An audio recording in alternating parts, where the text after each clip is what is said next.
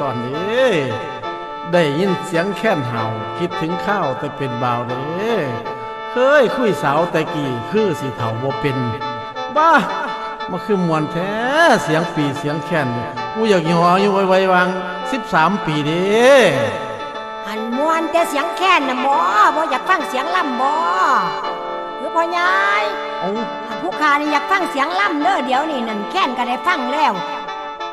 แม่นข่อยก็ได้ฟังถึงเสียงแค้นเสียงล่ำเพิ่นว่ามวนแต่กันได้ฟังกับล่ำกับแค้นใส่กันแล้ว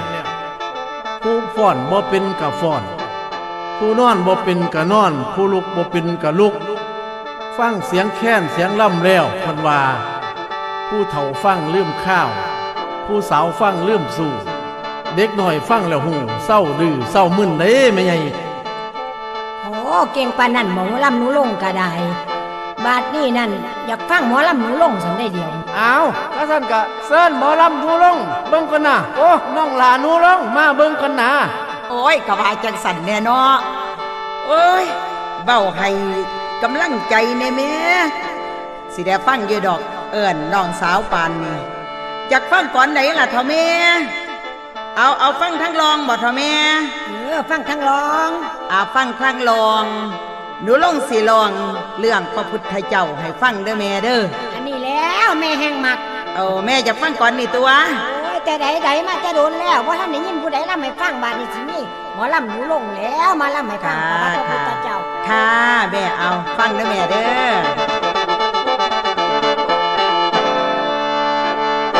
โอ้ยละน้อ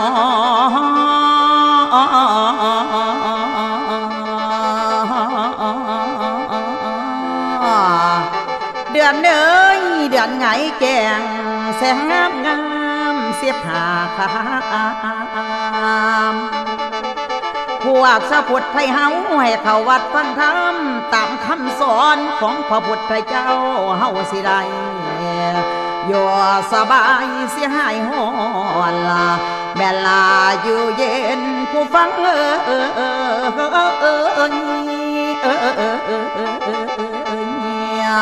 โอ้ยน้อย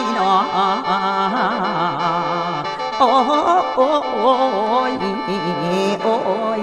ละนา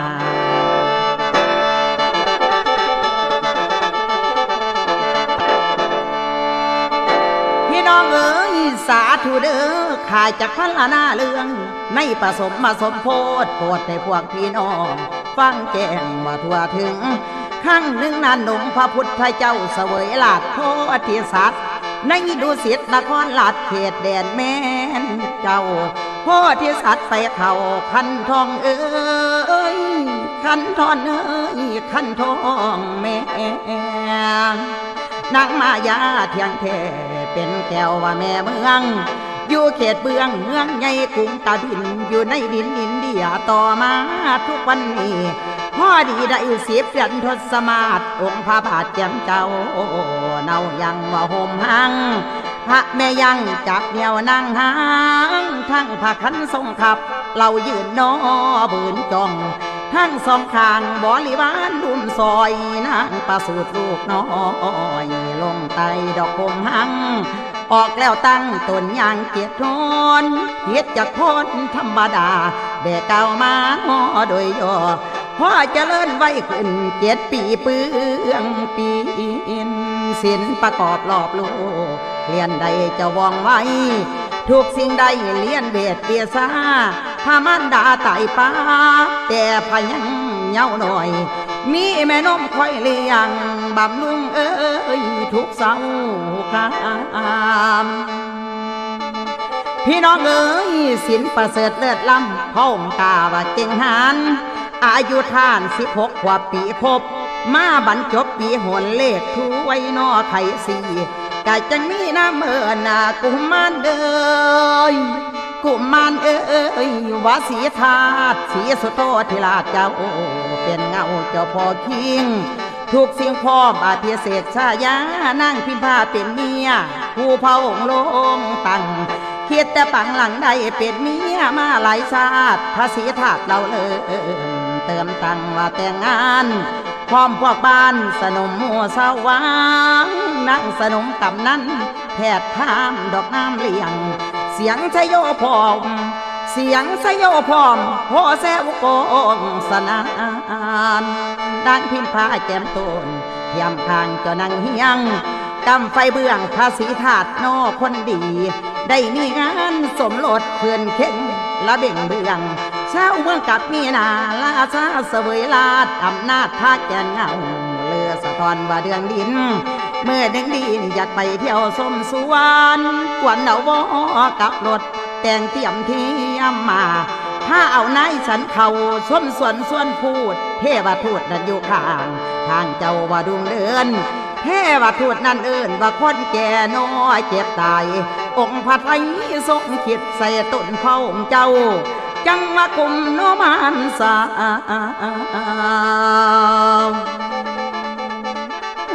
โอ้ยจังว่ากุมโนมานเศร้าเสียใจเสียใจไปทุกทีเกิดมาในชาตินี้บ่มีมุมเจ้าแก่ตายแล้วจังง่ายรถแล่นภาษี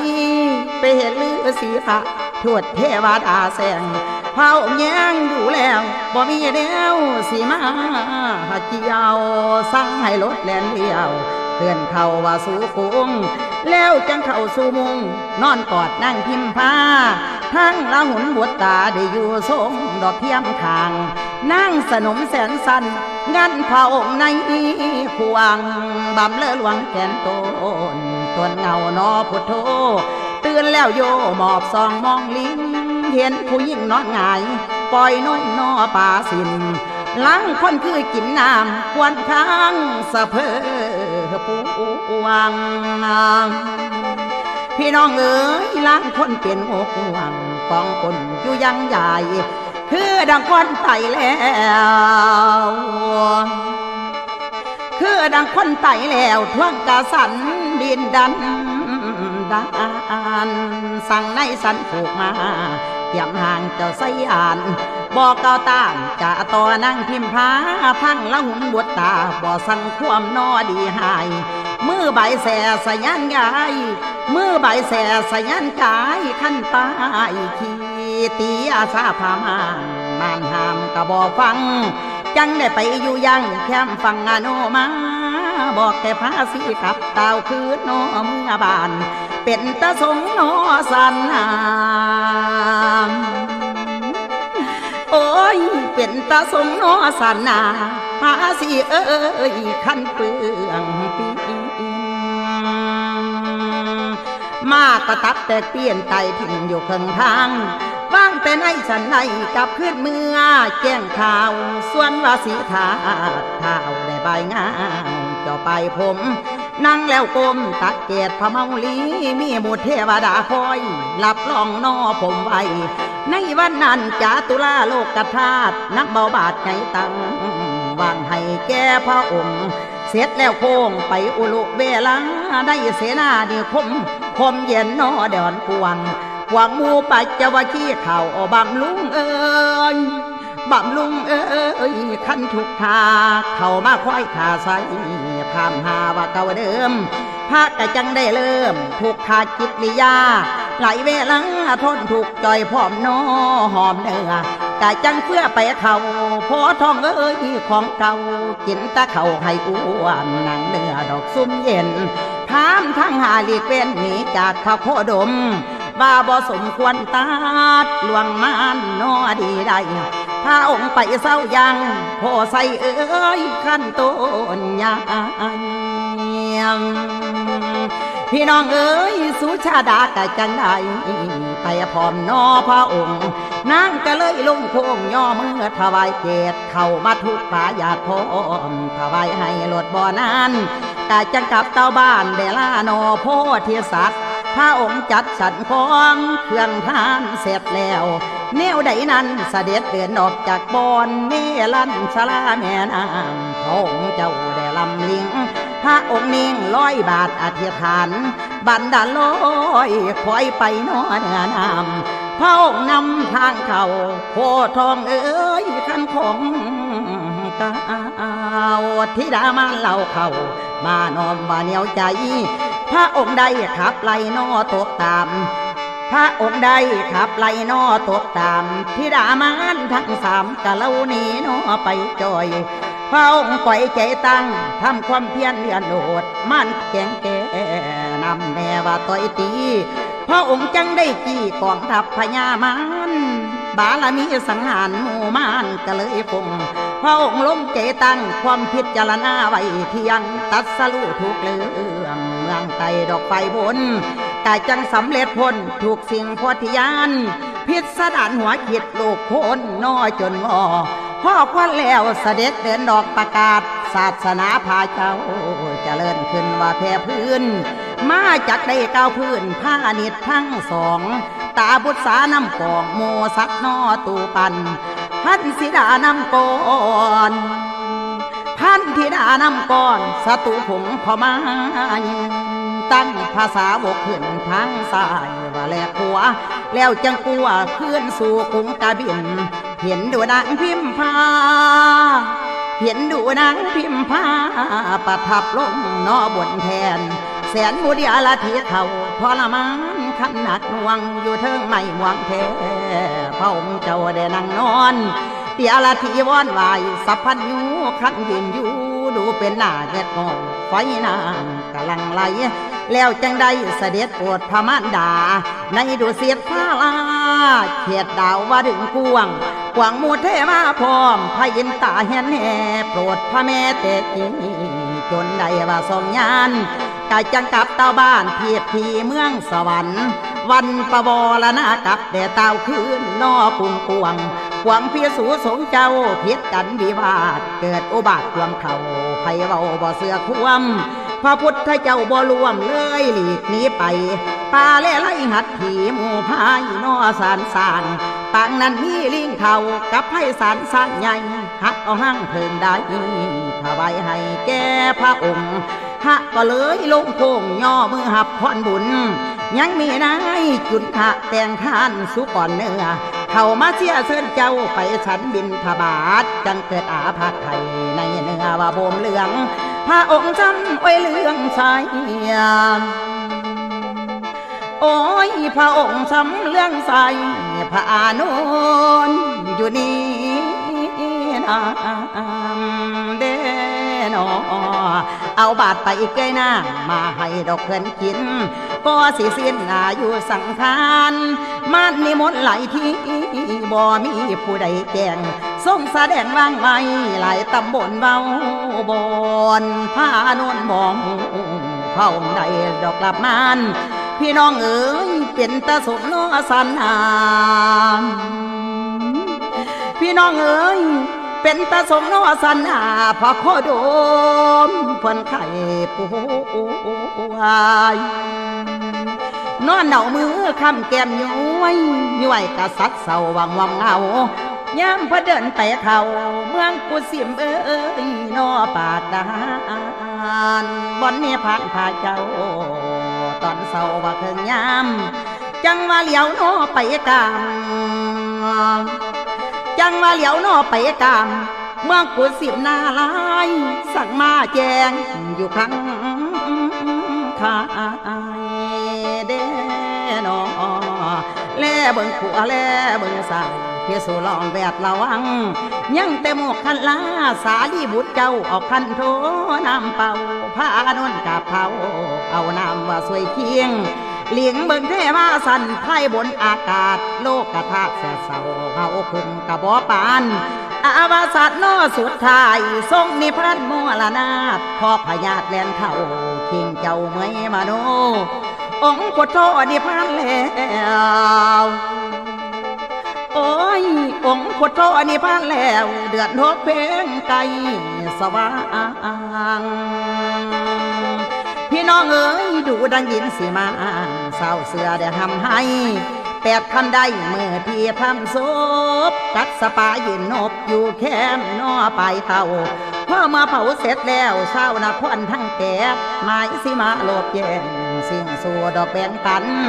หวังเอาดูกพนันไปก่อน้อยเจดีกะจังมีกองทัพหมู่พายนอสารสร้าง ต่างประน้ำทางเท่าเมืองกุสิมตั้งเงาเมืองกุสิมแสบเศร้าเต็มคานหมู่ทหารโกนท่านอย่าพามาหามขอยอมเอ้ยนั่นให้แบ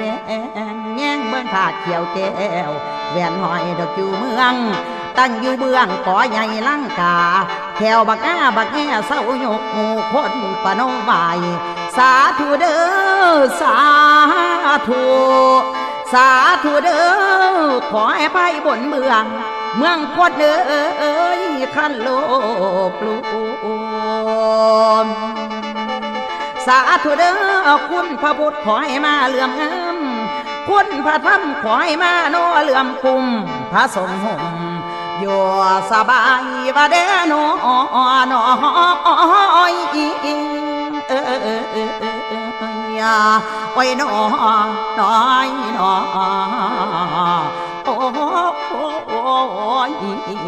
โอ้ยละนา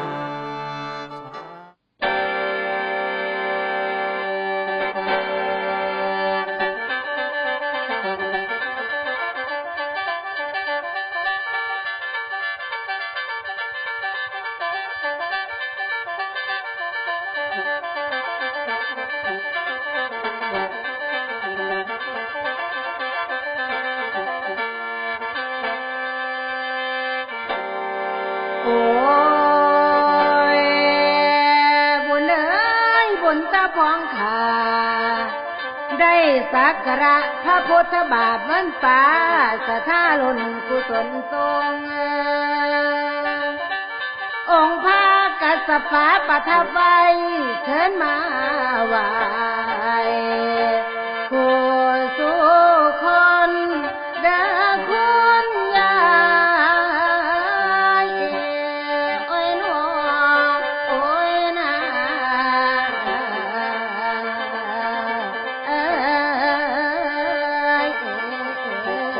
ละนา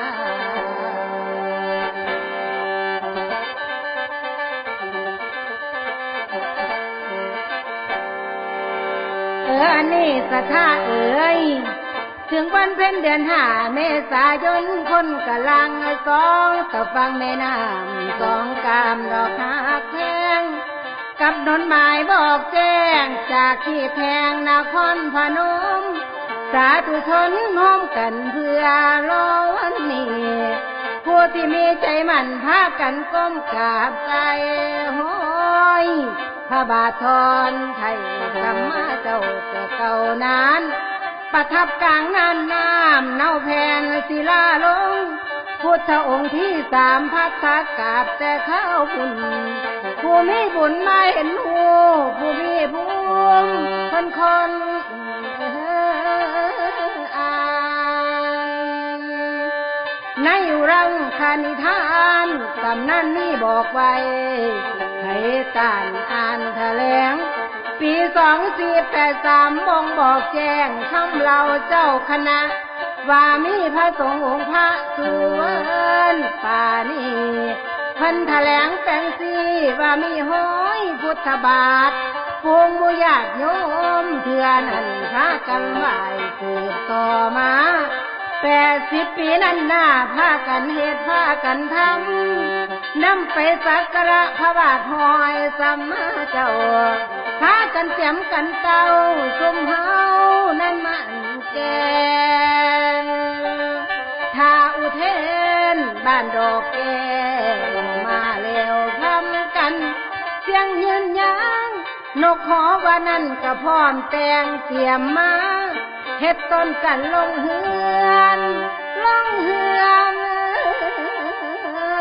ส่วนเกินก่อนจากเสียงฟังเสียงคองมองทิวท้องผิวสวยเด่นมีทั้งลำมวนเล่นมาแต่ดอกแต่ใดบูชาพุทธบาทวันป่านั้นแล้วสิได้เกิดก่อสามธรรมคือธรรมชาติและวัฒนธรรมให้หำฮอนสังวรไว้อันธรรมะนั้นได้แก่พุทธบูชาอีกธรรมบูชาสังฆบูชาพร้อม ทำทั้งสองหลังไว้คือความงามธรรมชาติและสะอาดอิ่มโอ้งามสะพังเราฟังโขง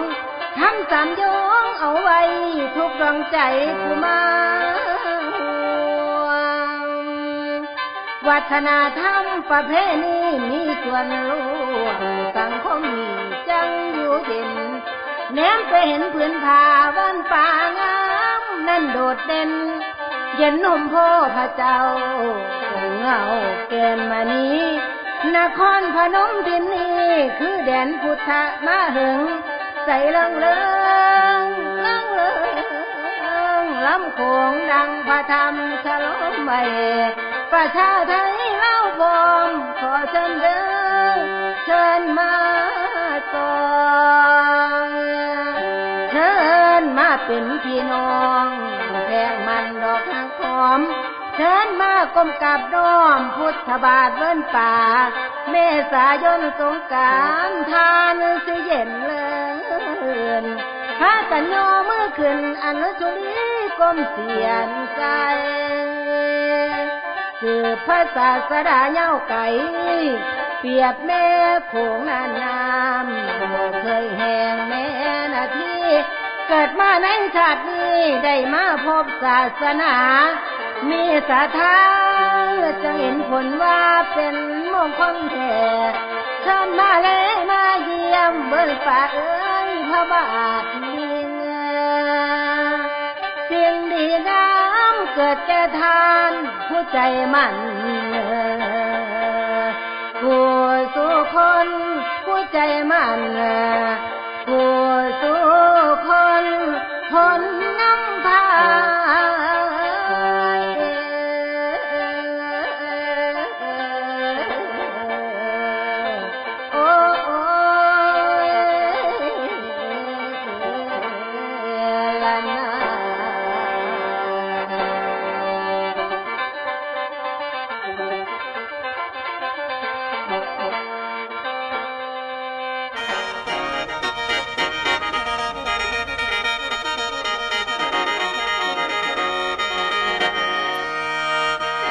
โอ้ยบุญเอ้ยบุญพลามพี่น้องห้อมกันสร้างขอจงเป็นหนทางให้พี่น้องได้เที่ยวไตแล้วยามีบาปมาแลนเข็นและยามีเวรมาแลนตองเป็นบันไดให้พี่น้องน้ำเมื่อห้องสู่สวรรค์หันยามายไว้น้อยนา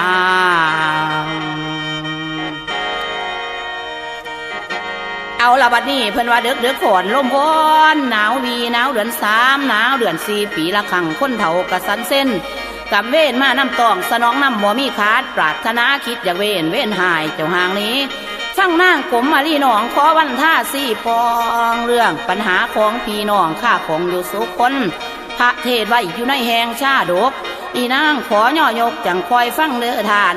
การทำท่านของลำกองบุญนุนประเสริฐบุญน้ำเกิดแก่ผู้สร้างภาลายูตั้งแต่หลัง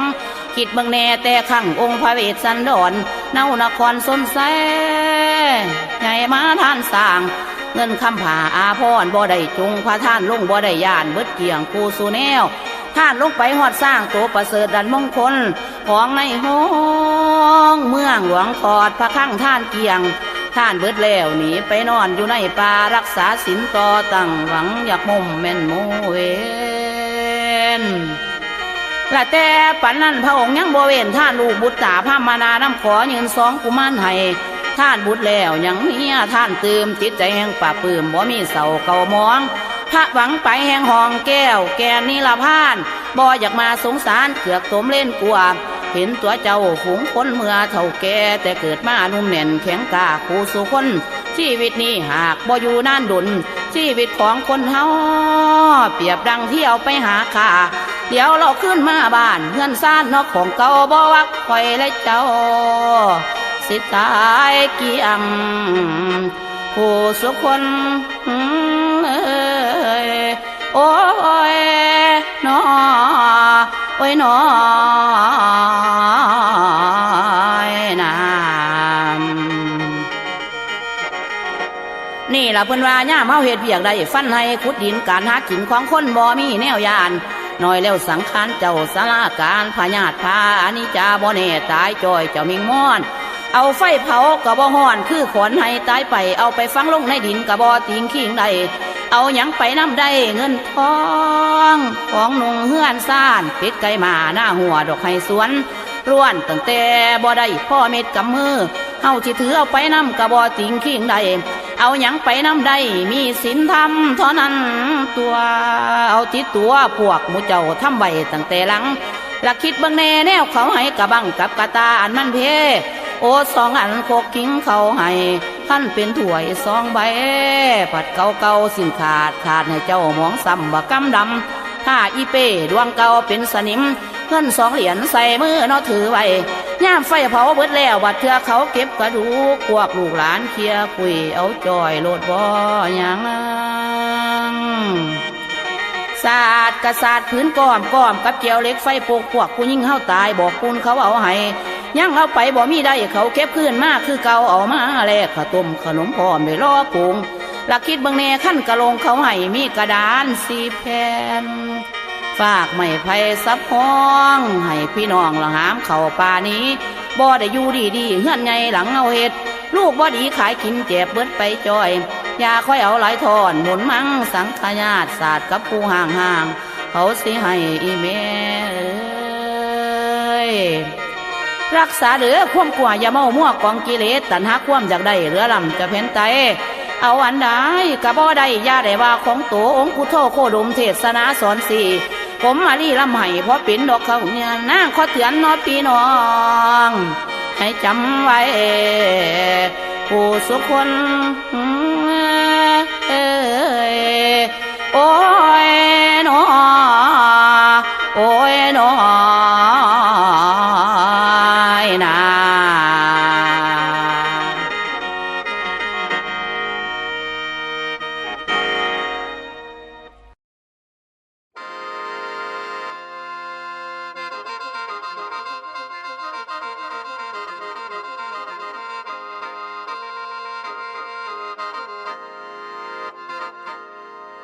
โอ้ยละน้อ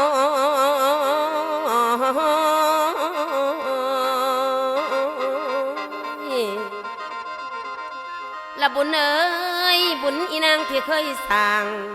ขอให้เป็นหนทางทำให้น้อยขันเที่ยวไต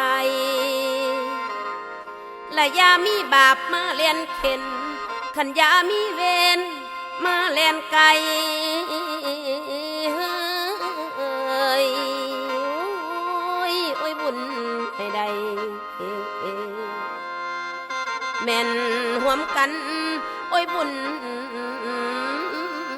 ได้แม่นห่วมกันหันไม้โอ้โอ้โอ้ละนา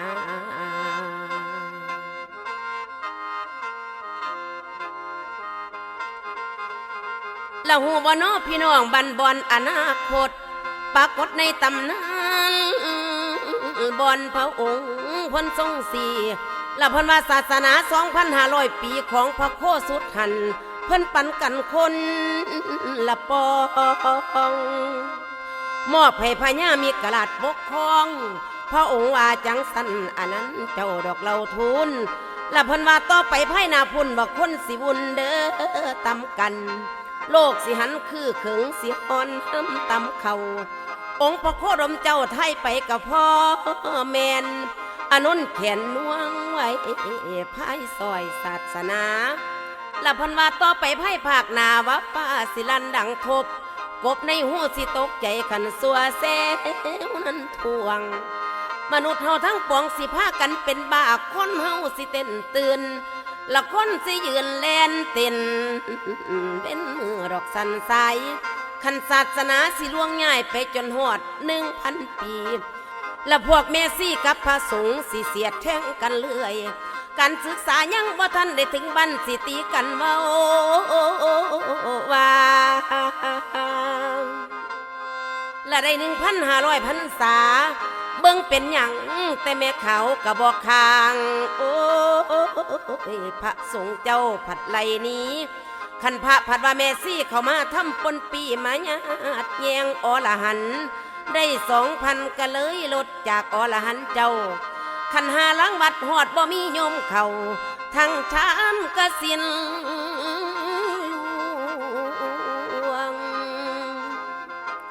ละเย้ยพระธรรมทั้งปวงหูแต่เพียงเล็กน้อยสิถอยลำบ่ต่ำลงขันหาลังวัดสิทำวินัยกระบอกโคงคือแต่เก่าเบาโบกหาผู้มาย่อยกดังเลิบ่มีใดละพันว่าถ้าเบิ่งเด้อขันหอด3,000 ปีไปแห้งสิมีพระสงฆ์เฒ่าให้โยมเฮาเอิ้นหัวพอขันล้อถ้าฉันตั้งแต่เขาวินัยเจ้าบ่รักษา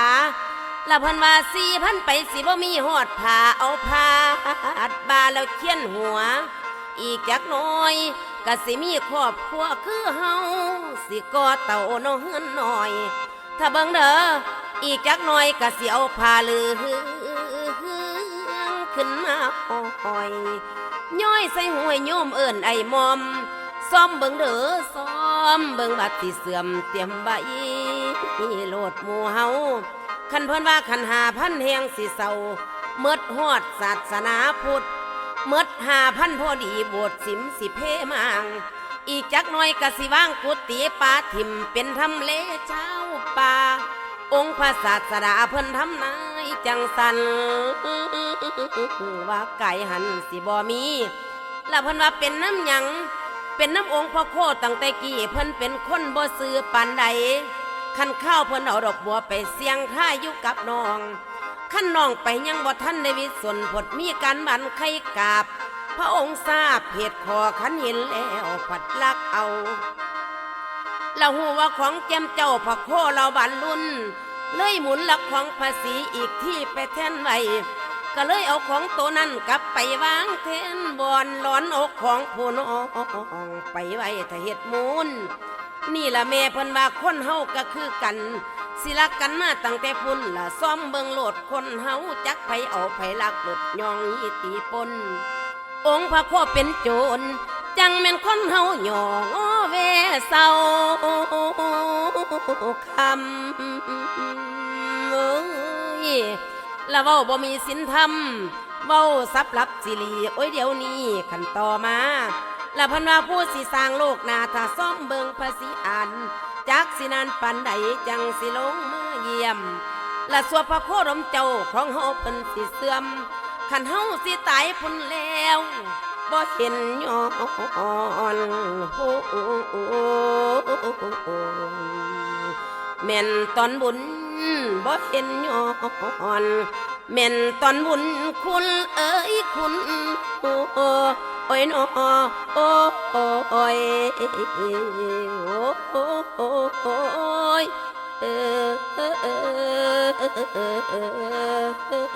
ละนะ